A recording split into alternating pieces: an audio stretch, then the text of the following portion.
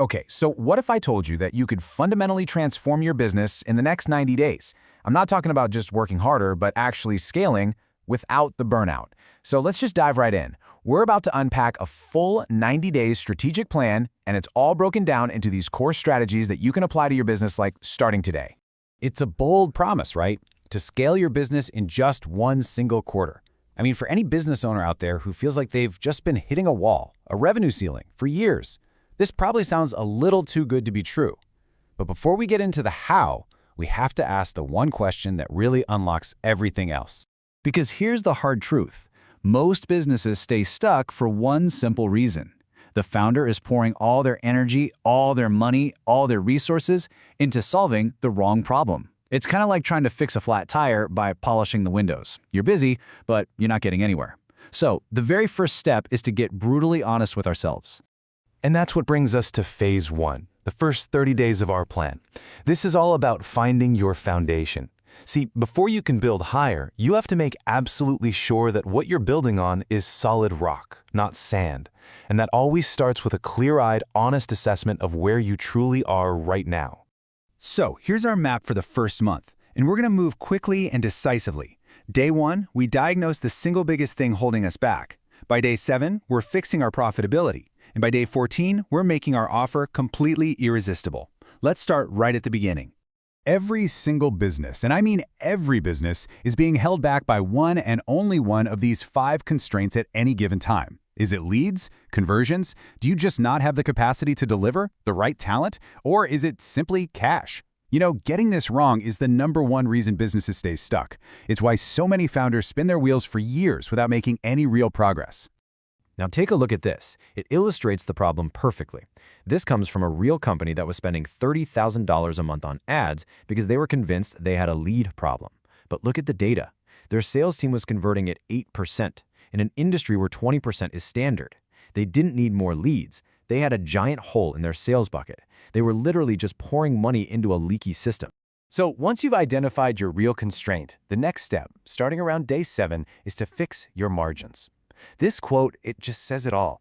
Big revenue numbers are great for impressing your friends, but profit is what pays your team, funds your growth, and, keeps you sane. And this is where the real danger is. We're talking about a company doing $5 million in revenue, but the owner's take-home pay was shockingly low. Why? Because their margins were totally broken. They were actually losing money on some of their core services. In their rush to grow the top line, they were scaling themselves right into bankruptcy. Okay, so the final piece of our foundation, from day 14 to day 30, is crafting what we call an undeniable offer. Now, this isn't just about what you sell. It's about how you sell it. It's about packaging your service in a way that removes all the risk and friction for the buyer. You're not just selling a product anymore. You're selling a guaranteed outcome. Okay, with our foundation set, it's time for phase 2. The next month is dedicated to building the engine for growth. We've fixed the internal issues, now we're building the operational structure that allows us to handle way more volume without everything breaking. So here's the game plan. First, we build systems to get the founder out of the day-to-day grind. Then, we totally overhaul the hiring process. And finally, we learn to delegate effectively. This entire phase is really about one thing: creating leverage. This is a tough pill for many founders to swallow. After a certain point, you become the bottleneck. Every single decision, every question, every approval has to go through you. Growth stalls because the business literally cannot outgrow your personal bandwidth. The big psychological shift here is realizing that letting go is an absolute requirement for growth. So how do you get out of the way? Well, it's a pretty simple 4-step process. You start by identifying the few key processes that actually make you money. Then you document them so clearly that anyone could step in and do the job. After that, you automate all the boring, repetitive stuff with tools like AI. And what that does is it frees up your brilliant human team to focus on what they do best: strategy, relationships, and solving complex problems. Of course, great systems need great people to run them, which brings us to hiring. Just look at the difference a clear process makes. A company went from 40% annual turnover, basically a revolving door of talent, to less than 10%. Why? Because they stopped hiring impressive resumes and started hiring for specific, measurable roles with crystal clear expectations. They traded chaos for alignment, and guess what? Their best people started sticking around. All right, we've laid the foundation and we've built the engine. Now for the final and most crucial part, Phase 3, execution. This is where we put our foot on the gas, drive results, and learn the incredible power of intense focus. So our final leg of this journey is all about discipline. We'll instill true accountability, ruthlessly evaluate what's working and what isn't, and then, and this is the key part, we double down on the winners. This is where the growth really compounds. A huge strategy here is understanding the difference between accountability and alignment.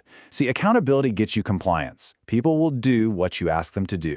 But alignment creates ownership. And that's when your team isn't just checking boxes. They're actively driving for results because they want to. So how do you actually create that ownership? Well, it comes down to a simple framework called PPF. This just means sitting down with each team member and connecting their work directly to their own personal, professional, and financial goals. When someone sees how hitting their quarterly targets helps them buy their first house or get that big promotion, their effort shifts from simple compliance to real commitment. Now let's talk about focus. This chart is from a business that was spread super thin across 6 different marketing channels and 4 different services. But when they actually looked at the data, 65% of their revenue was coming from just one channel and one service. The rest of it was just noise and distraction. And this brings us to such a crucial point. Real growth often comes from subtraction, not addition. The discipline to stop doing things that aren't working is one of the most powerful skills a leader can possibly have. You have to be ruthless about cutting the dead weight so you can pour all your resources into what's actually producing results. So, you've made it through the 90 days. You've diagnosed your constraint, you've fixed your margins, you've built your engine, and you've focused your execution. Awesome. But the journey doesn't end here. This isn't a one-time fix, it's a repeatable cycle for continuous growth. And here's the real magic of this whole process. The goal isn't to eliminate problems forever. The goal is to solve your current bottleneck so you can graduate to a new, better one. If you fix your sales conversion problem, you might create a capacity problem. That's not failure, that's progress. You've literally engineered growth. So after you complete this 90-day cycle and you solve your primary constraint, well, the process begins all over again. The question is always the same: what's holding you back now? Answering that question quarter after quarter is exactly how you build a business that truly never stops growing.